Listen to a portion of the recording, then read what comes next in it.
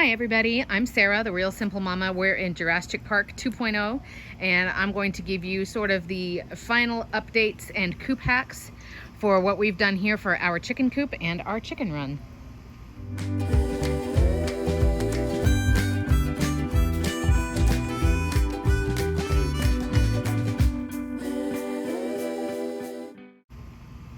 So there are a few things that are still in progress, and I'm not going to label every single plant or give you details about a whole bunch of stuff. This is more for the people who have been following my channel, hello, and to tell you guys how some of the things have been working. So first of all, we've started experimenting with letting a couple of plants that we planted. There are 14 total plants that are here actually in the ground in Jurassic Park 2.0, and as you can see, we're starting to uncover a couple of them with great success as far as the chickens not eating them.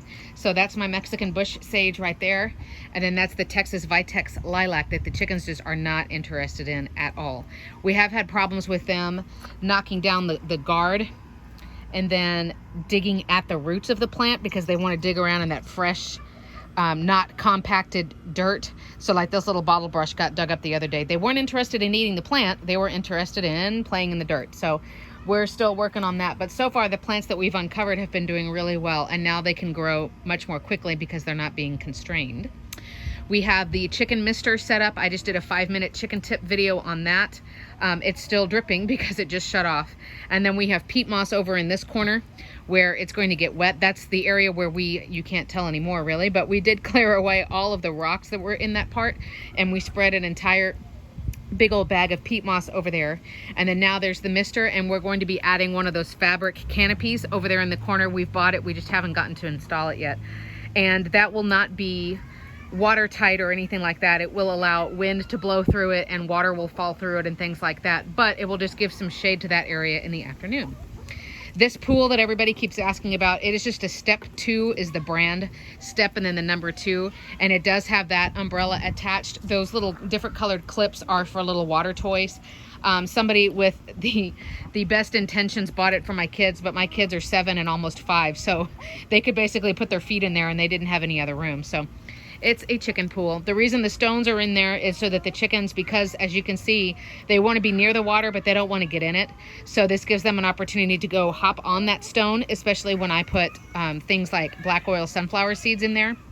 And it gives them an opportunity to get their feet nice and cool and wet without them feeling like they're actually in the pool. Otherwise, the only real news with the run has to do with the bird netting. And overall, it's holding up really well. I know that we had to do sort of an unconventional setup and install because, you know, this chicken run it's the shape it is because of the house. It wasn't our choice for it to be this like goofy shaped space on our property. But other than the crazy storms that we had in Texas over the last few weeks, it became unstable to the fence in a little area. I know it's hard to see, I apologize. But there's basically, there's a small zone here that you can see is hanging down. So I just need to put it up. Other than that, we haven't had any problems with like big pieces of debris getting in it or it ripping or tearing or anything like that. So nothing that a couple of, you know, staples on our staple gun can't fix. We have gotten a couple of birds stuck in here since that has fallen. So I'm assuming they came in from that corner area. I don't really know how else. There was a blue jay and there was a dove. And they were, though, when I saw them outside, you know, they're just flying around and trying to get out. They weren't injured at all. But by the time I started walking out here, they figured out how to get out on their own both times. So crisis averted. I told the chickens, it's like they're trying to get boyfriends. It's like they're sneaking into their dorm, you know, and being visited by strange men. Again, this is the Omaha by Rugged Ranch. And we paid a discounted price for this because we found it at an antique store. It was still in a box and it had basically just been sitting there for a couple of years. You can see we've got pavers all the way around. And then I want to show you some of the modifications that we made. You've seen we have the hardware here that just helps the doors stay open. We do use PDZ inside, and I apologize I haven't cleaned today. We have their food and water way up on stones just for it to be a little bit more comfortable for them. And also, as I add dirt and stuff in that area in there, of course the chickens get excited and they dig around in there. So I've put everything up on stones so that they're not getting their little cups full of dirt and they're not getting dirt in with their food. One of the major things I wanted to show you here, this is a piece of roofing material and it's just a hard rubber that we have double layered here the piece itself comes in long strips, and it's basically used to seal like you know, the top part of a roof, and you have this piece that you can put like that all the way along so that water can't leak in up at the peak of your roof. My husband found this at a hardware store, and he basically cut it in half, and then he loosened this roof piece. So if we look from this perspective, he lifted up the roof piece a little bit, he shoved those panels in there, and then just put it back down and screwed it back down. So they're just being held in there with tension. But what we did is added this little overhang here, because every time it rained, even with these other modifications of adding this wood panel in here and then sealing it all the way around, we were still getting water in here. You don't want that, of course, in anything that's wood, because it'll start to warp and have all kinds of problems. But also, I mean, I was wasting the pine that was in there. I'd have to dump all of that out, throw it away, hello eggs, and then, you know, just let it dry for a couple of days. So that was really frustrating. But with this panel, and you know, this is just cheap like old fence boards, and then we had a seal that we stapled around in there that didn't work, and then we used like a more of a caulking type seal in there, and now with these overhangs we don't have any more problems with water leaking in here. And it was windy when it was storming this past week. There were tornado warnings and stuff, so now we feel confident that you know, that we've modified it enough that we're not going to have any issues. Walking around, we have the automatic coop door. Definitely not a requirement if you've got backyard chickens. It is a huge, huge, huge convenience for me, you know, dealing with a pain syndrome and having 2 young kids and everything else that we are involved in. It's nice to know that the chickens don't have to wait on me to let them out in the morning. And we have it set, this particular automatic coop door can open and close based on the amount of light that it gets from its lumen sensor, or based on the clock. We have it right now opening and closing based on the clock, because, you know, if it's cloudy or something like that, we don't want the chickens locked in there. And I do come out every night and lock up the rest of these doors and take my little attendance, but that door has been a godsend. We've had no problems with it. It does run on batteries. You can see the full review there. And then the roost bars, if you've watched my older videos, you know, well, let's go around the other side. If you've watched my other videos, you know that I hate roost bars in pretty much any coop kit ever made, because they don't take into consideration a couple of things. The first thing they don't take into consideration is that chickens do not like to grab onto things and perch when they sleep. It's not like having a parakeet or a parrot or a canary or something like that, where their little feet hold onto things. Chickens are not, you know, birds that do that. So the red that you see is the original roost bars. We kept those because they lock into these little cutout pieces here.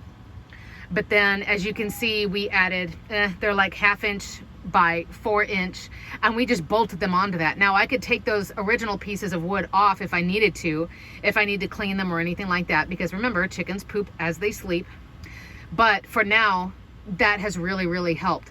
And you can see all of the dimensions of this coop kit on my review article, but I will say that for 5 chickens, those 2 bars are more than enough, and this coop actually came with 5.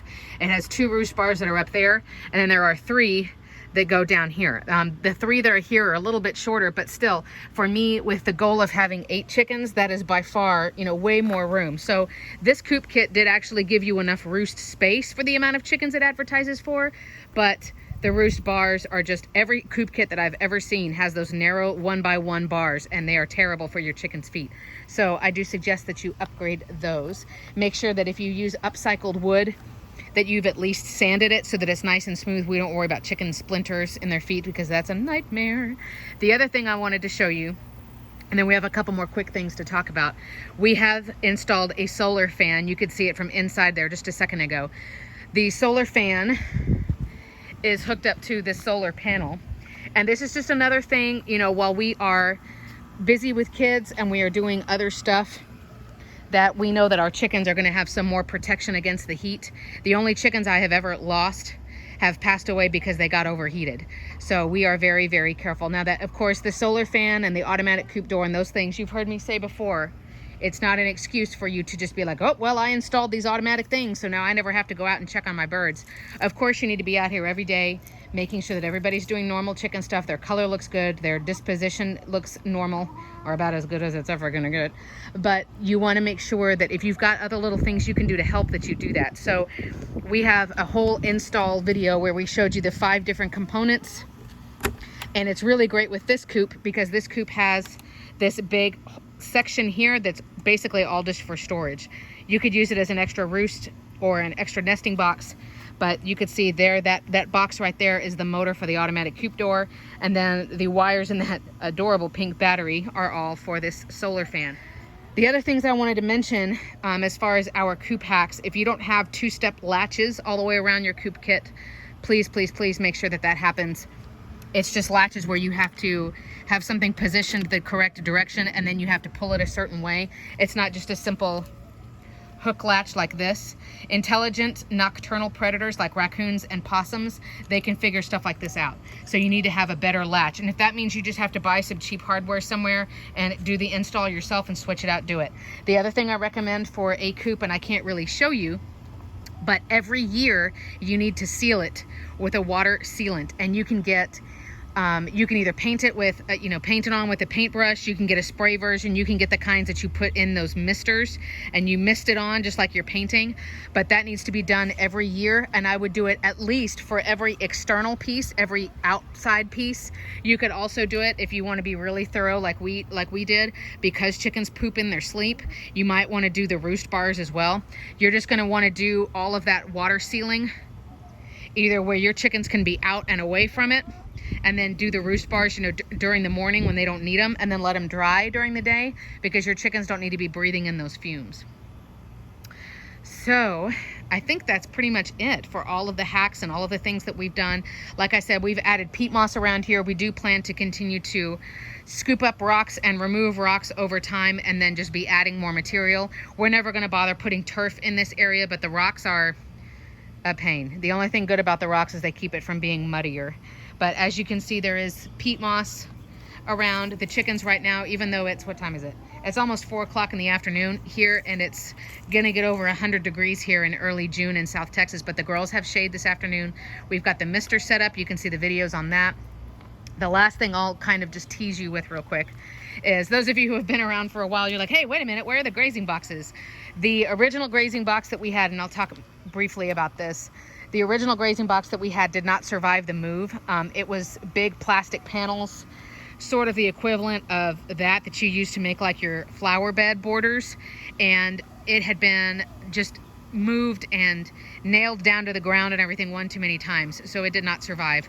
My sister had upcycled some wooden pallets, and so we have a couple of different grazing boxes. What this eventually is going to be is sort of kind of a raised garden bed, but for chickens. And what happens is we're going to clear the rocks out and we're going to level the ground, and then we're going to till this ground and put seeds in, something that has narrow leaves like a grass, wheat grass, barley, something like that, not sunflowers, not anything like that. And then before we do anything valuable in here, like put in the seeds, we're going to cover, if you can see right where my fingertip is, the top of these panels all the way across with hardware cloth.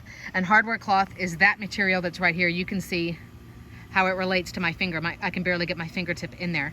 It's very, very, very small holes.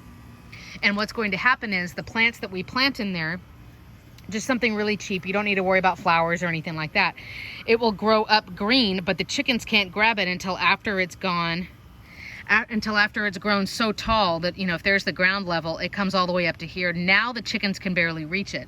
And so this protects the integrity of the root system. So in other words, the chickens can't come and grab the grass and completely rip it out of the ground, roots and all. So the plant won't be able to die. The plant will be protected. And of course, it'll still get sunlight. It'll still be watered by me. But the important thing is that the chickens they can even walk on this. I'm gonna put probably a paver here and a paver there so the hardware cloth doesn't bend.